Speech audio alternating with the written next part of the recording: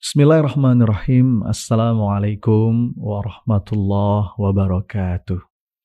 Dan di video kali ini kita akan mengupas satu bahasan tentang meaningful life atau menemukan makna dalam hidup, menjadikan hidup yang bermakna. Kenapa ini penting untuk kita bahas? Karena di zaman ini, teman-teman sekalian, banyak orang yang mengalami krisis spiritual. Atau dalam bahasa psikologi disebut dengan existential vacuum, kehampaan eksistensi. Bahkan para pakar mengatakan ini menjadi masalah utama generasi remaja di zaman sekarang. Atau mungkin orang-orang dewasa awal pada zaman ini, krisis eksistensial. Merasa hidupnya itu nggak bermakna. Ini menjangkiti banyak anak-anak muda. Padahal seharusnya anak muda itu kan kalau mau bahagia, mereka perlu mengarahkan hidupnya menuju kehidupan yang bermakna. Tapi nyatanya bagi banyak sekali anak muda di zaman sekarang, mood yang dominan dalam dirinya itu apatis, anxiety, serba cemas, nggak peduli sama banyak hal, melakukan apapun dengan sinis. Padahal kalau masih muda, mestinya punya harapan. Dengan harapan itu kita bergerak. Ini mungkin agak berbeda dengan beberapa generasi sebelumnya, yang saat muda, tiap gerak langkahnya itu digerakkan oleh impian-impian yang penuh harapan, driven by dream. Mungkin kondisinya serba berat, banyak stres, tidak mendapatkan banyak kemudahan seperti zaman ini, tapi yang menggerakkan untuk terus berjalan adalah karena punya impian, penuh harapan. Tapi coba kita lihat, para pakar mengatakan anak muda zaman sekarang itu kadang-kadang nggak punya harapan, serba sini, serba apatis. Dan repotnya, orang tuanya pun seperti itu. Ini menjadi alasan kenapa bahasan tentang meaningful life ini menarik dan penting. Alasan kedua, kenapa kita perlu menemukan makna dalam hidup? Karena semua dimensi kebahagiaan itu dipengaruhi oleh seberapa bermaknanya hidup kita. Jadi ada banyak sekali penelitian yang membuktikan seberapa bermakna hidup kita itu akan berpengaruh pada banyak dimensi kehidupan, dimensi fisik, dimensi intelektual, hubungan, bahkan rezeki, itu ada kaitannya dengan makna yang kita temukan. Physical well-being, jadi kebermaknaan hidup, itu juga berpengaruh pada kesehatan fisik.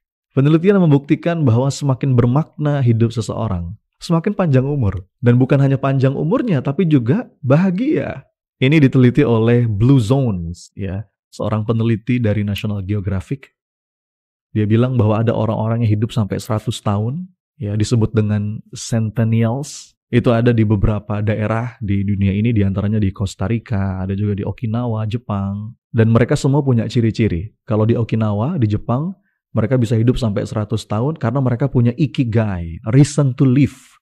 Mereka punya alasan untuk menjalani hidup. Itu makna. Kalau di Costa Rica disebut dengan plan de vida. Intinya mereka punya rencana hidup, punya purpose. Jadi riset ini membuktikan bahwa kalau hidup kita semakin bermakna, kita semakin ngerti untuk apa kita hidup, apa makna hidup kita. Seseorang bisa lebih panjang umur, dan panjang umur yang bahagia. Itu yang pertama tuh, dimensi fisik. Ada juga dimensi intelektual. Seseorang yang menemukan makna dalam hidupnya, itu lebih suka belajar, lebih semangat dan lebih senang belajar. Jadi semakin kita merasa hidup kita bermakna, kita semakin punya love of learning. Secara intelektual tuh lebih bahagia ketika mengimprove dan mengembangkan dirinya. Bahkan tidak hanya pada anak muda, termasuk juga pada manula. Kata Robert Butler, ini peneliti utama di bidang gerontologi, di bidang orang-orang manula gitu ya. Dia bilang, meaningful life itu sharper brain for elderly people. Orang yang merasa hidupnya bermakna, ini yang sudah usia 50, 60, 70, 80 tahun, itu otaknya lebih tajam, gak mudah pikun, gak mudah mengalami demensia, gak mudah lupa. Jadi dari remaja sampai orang tua, kalau menemukan makna, secara intelektual lebih bahagia, lebih suka belajar. Yang ketiga, secara hubungan dengan orang lain, secara sosial, relation. Orang yang menemukan makna dalam hidupnya lebih suka kerjasama dengan orang lain. Jadi dia merasa, oh ini ada sesuatu yang perlu diperjuangkan, hidup saya menjadi penting gara-gara ini, dan saya nggak bisa sendirian. Saya harus ngajak sebanyak mungkin orang. Jadi orang yang punya meaning itu lebih seneng kerjasama, berinteraksi dengan orang lain, mewujudkan cita-cita bersama. Secara hubungan tuh lebih sehat. Kalau orang yang meaningless hidupnya, itu lebih cenderung individu. Kemudian secara emosi, emotional well-being, orang yang hidupnya punya meaning akan lebih bahagia secara emosi. Dia lebih bersyukur, lebih tahan banting, punya mental resilience. Karena dia tahu untuk apa dia hidup. Dia bisa bertahan dalam kondisi seberat apapun, semenderita apapun. Jadi saat kita punya makna, punya tujuan hidup yang jelas, itu akan membuat kita bisa menikmati perjalanan hidup. Ketika hal baik terjadi, dia bersyukur. Ketika hal berat, kesusahan sedang melanda, dia bisa bertahan. Bahkan efeknya juga pada rezeki finansial. Seseorang yang full power, punya energi, karena dia punya meaning dalam menjalani hidup, itu juga melapangkan rezeki secara finansial. Berikutnya apalagi, kata para peneliti, orang yang punya meaningful life, itu juga akan berkualitas kehidupan spiritualnya. Jadi meaningful life is a spiritual life. Dengan kata lain, kalau kita ingin secara spiritual itu betul-betul hidup, maka kita perlu menemukan makna. Karena di antara definisi yang umum, apa sih yang disebut dengan spiritualitas? Spirituality is the real sense of significance of something. Jadi kita tuh dikatakan spiritual kalau kita menemukan sense of significance of something.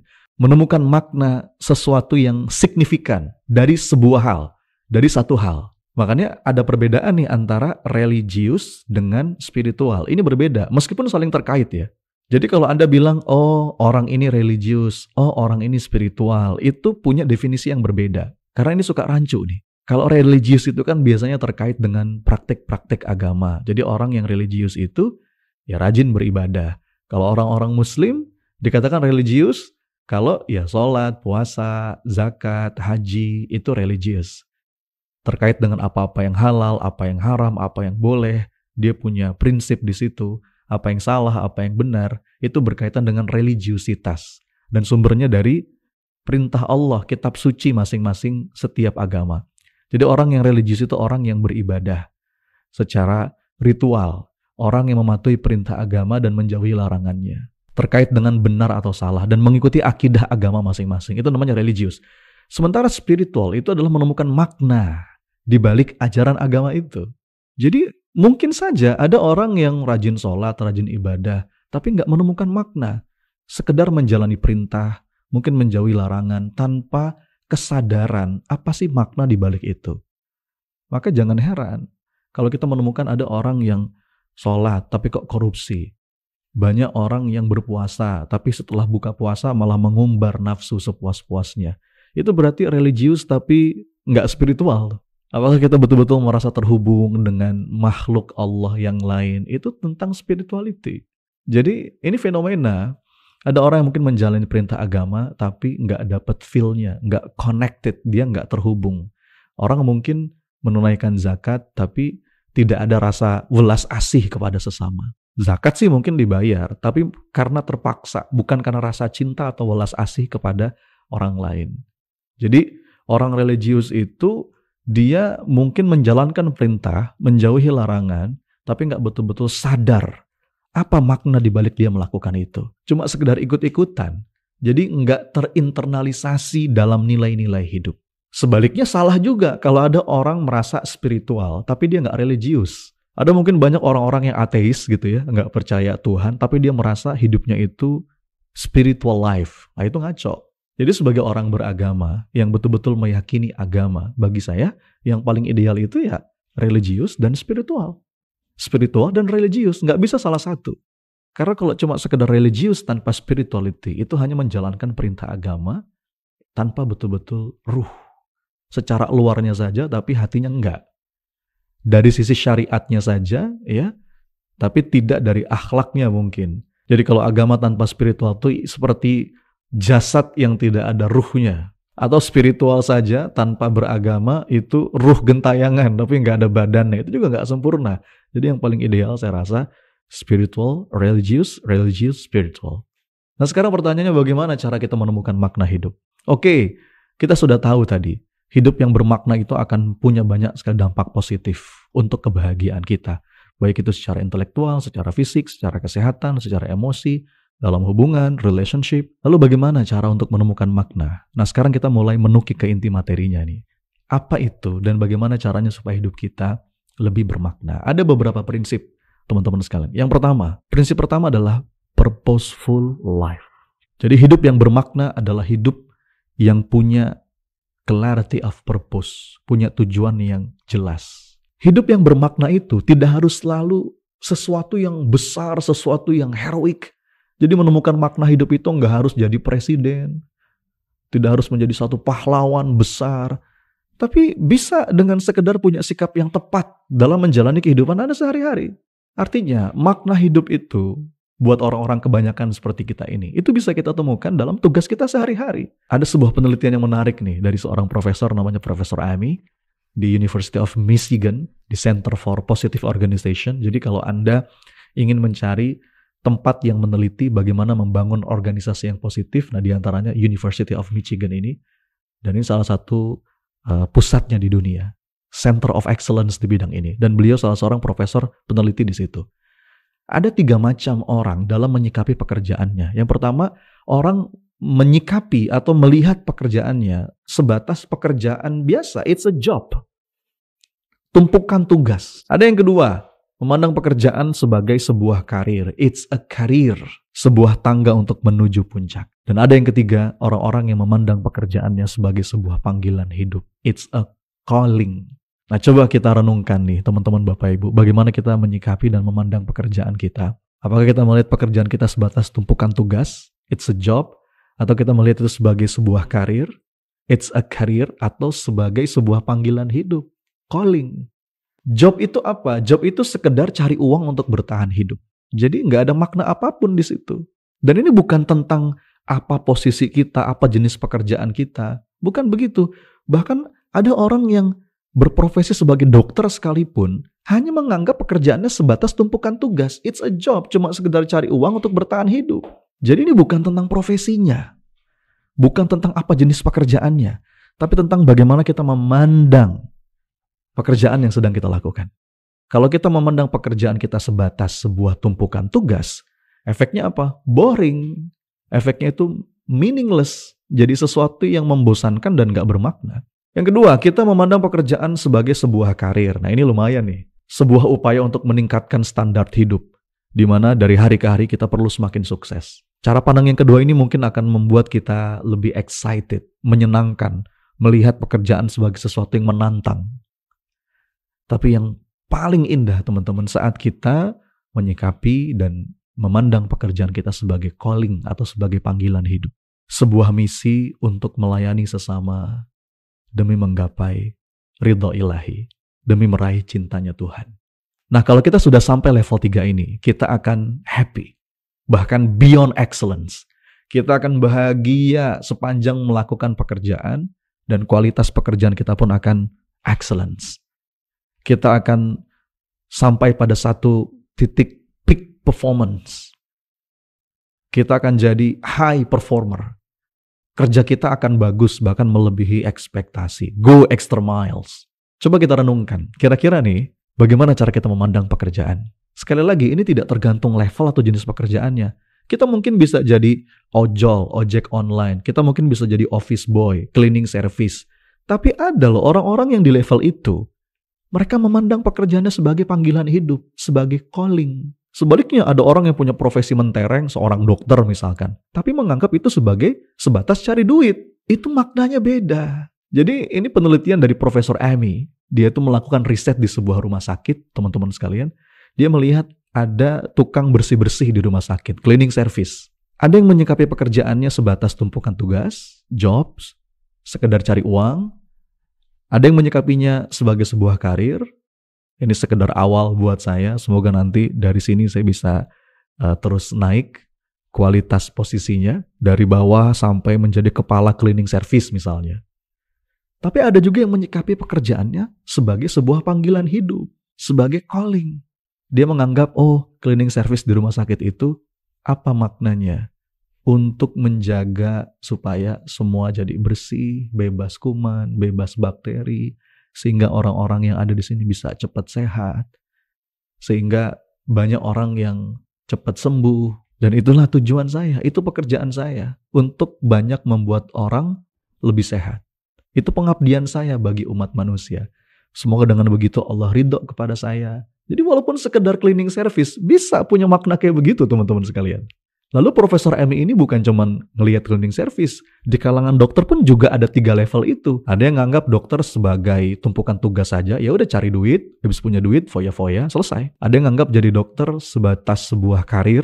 Jadi mungkin berawal dari dokter umum. Nanti setelah uang saya cukup banyak, saya sekolah lagi jadi dokter spesialis. Nanti mungkin jadi kepala rumah sakit. Makin lama makin naik karirnya. Ada yang begitu. Tapi ada juga yang memandang bahwa profesi dokter ini sebagai pengabdian, sebagai panggilan hidup. Dokter ini untuk membantu orang sembuh dari sakitnya, melepaskan orang dari penderitaan fisiknya. Dan bukankah itu amal yang paling dicintai oleh Allah? Dan ini jalan saya untuk meraih cintanya Tuhan. Nah, itu berarti calling. Itu saat kita memandang pekerjaan sebagai sebuah panggilan hidup. Jadi teman-teman, kita tuh nganggap pekerjaan ada di level mana? Sebatas tumpukan tugas, karir, atau calling, panggilan hidup. Jadi poin saya apa? Makna hidup itu bisa jadi sangat mulia tanpa harus menjalani sesuatu yang heroik gitu ya. Jadi marbot masjid, Anda pikir itu nggak mulia? Kita mungkin sering nganggap remeh itu marbot masjid, membersihkan masjid. Tapi itu bisa jadi sangat mulia karena gara-gara dia masjid jadi bersih, jadi rapi, jadi wangi, orang jadi rajin beribadah. Atau ada yang jadi gubernur, dianggap sebuah hal yang mulia, tapi kalau maknanya salah, itu bisa rendah. Jadi gubernur niatnya supaya semakin banyak korupsi mungkin. Jadi ini tidak terkait dengan apapun level pekerjaan kita. Makna itu bisa kita temukan dalam day-to-day journey, dalam perjalanan kita sehari-hari. Berikutnya, agar menemukan hidup yang bermakna, kita perlu sadar bahwa makna itu kita temukan dalam perjalanan mencapai tujuan. Bukan hanya ketika Anda sampai pada tujuan itu. Jadi bukan hanya ketika Anda sukses mencapai goals, tapi dalam prosesnya. Jadi lebih kepada pursuing, bukan attaining. Dalam prosesnya, bukan sekedar ketika mencapainya. Punya tujuan itu penting teman-teman sekalian, ya, purposeful life tadi. Tapi itu bisa membuat kita kurang sehat menjalani keseharian, kurang bisa menikmati prosesnya. Kalau kita terobsesi dengan impian itu, tanpa menikmati proses menuju impian itu.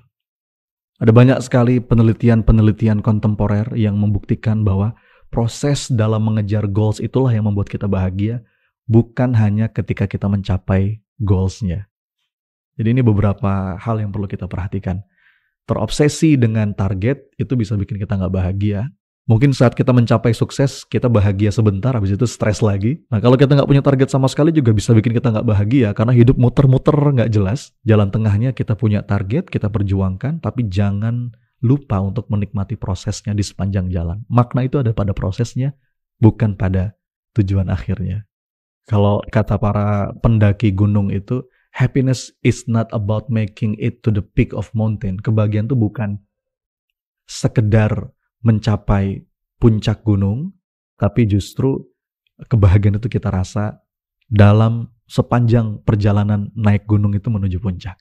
Kalau kata Profesor Martin Seligman, it is the happiness in pursuit, bukan the pursuit of happiness. Kebahagiaan itu ketika kita sedang proses mengejar target, bukan ketika sudah sampai mencapai targetnya. Nah, mudah-mudahan beberapa hal ini teman-teman bisa menjadi pencerahan dan pegangan buat kita untuk menemukan makna dalam perjalanan hidup.